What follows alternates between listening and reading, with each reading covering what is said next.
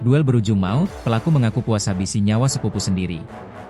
Terjadi pembunuhan di Ciracas, Jakarta Timur. Seorang pria berinisial F tewas di tangan sepupunya sendiri berinisial An, 24. Pelaku menikam sepupunya dengan brutal akibat rebutan lahan parkir di minimarket.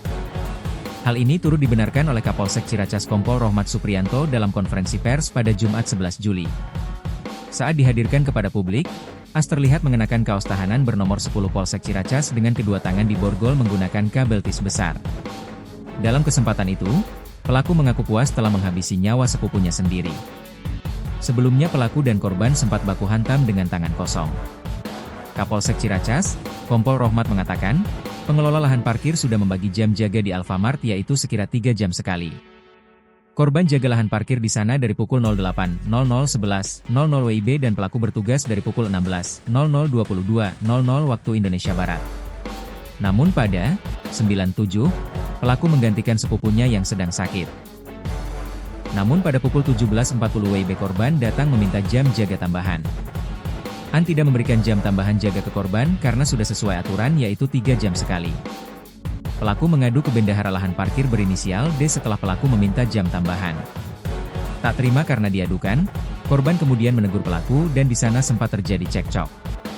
Sekira pukul 20 WIB, korban datang lagi minta jatah jaga tambahan lahan parkir di Alfamart tersebut.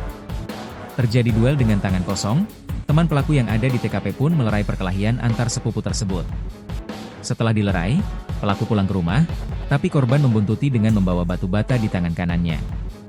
Takut dipukul pakai batu bata, pelaku lari ke pedagang kebab dan mengambil pisau.